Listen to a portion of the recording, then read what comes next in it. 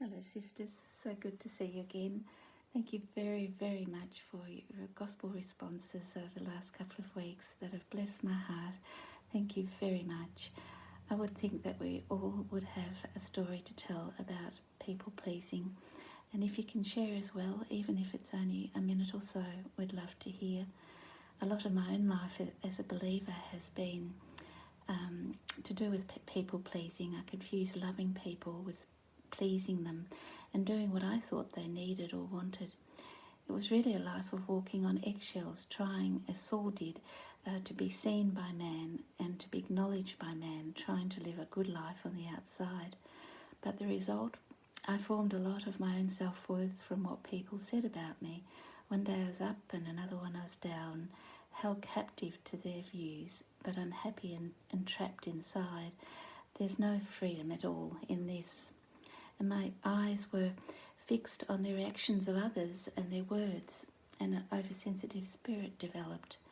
Disobedience to God always flows from trying to keep peace with other people with eyes only on their reactions. We can't walk with one foot in fleshly living and another foot walking in the spirit.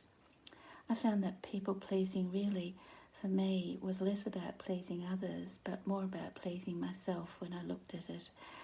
Making things comfortable and more or less fearful of bad consequences for what we do, so we'd avoid the deep pain of being rejected. Underneath people pleasing is a fear of rejection, a fear of missing out, of the approval of others, a fear of disapproval, a fear of being a failure in others' eyes. And we become captive to others' opinions, I find, and it becomes an idol of worship. Well, how has the gospel changed me in this one? Well, it's brought me balance and calm, and it's a bit like a seawall protecting little boats in a harbour from the overwhelming waves on the outside. I became less sensitive in my heart, more courageous in Jesus, more forgiving and less judgmental if I kept my eyes on Jesus, in him, in faith. I thought about the cross and the crowds of people pleasers around Jesus as he hung on the cross for them. There were Roman soldiers who were pleasing the governor, Pilate and Herod and Emperor Caesar. There's the Pharisees pleasing religious law keepers, the disciples, especially Peter, who we know denied Jesus 3 times and pleased himself.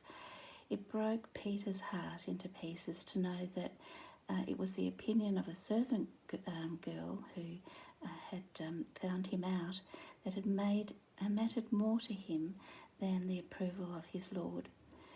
There was the Jews who used false witnesses to convict Jesus and wanted their own sinful desires met, wanted Barabbas, the criminal, to be pardoned instead of Jesus, and they just wanted to follow the will of the crowd.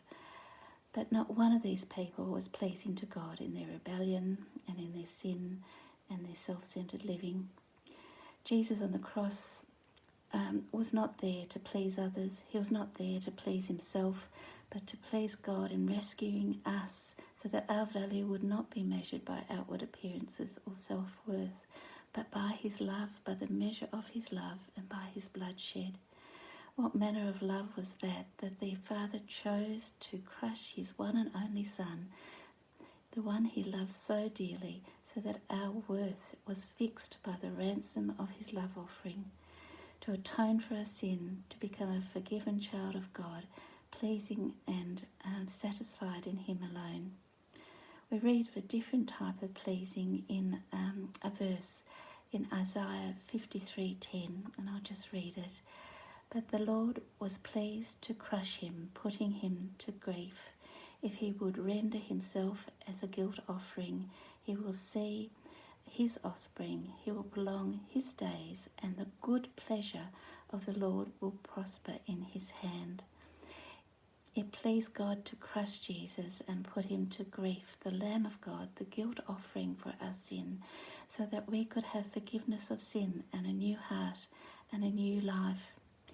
It pleased the Father to put Jesus to death so the church would rise from this and that man could be redeemed, so that we would receive the same words as he gave his son at the start of his ministry when John the Baptist baptized him. Behold my servant whom I have chosen, my beloved in whom my soul is well pleased. Not just pleased, well pleased. How wonderful to hear those words spoken into our souls for eternity, isn't it, sisters? Bye for now.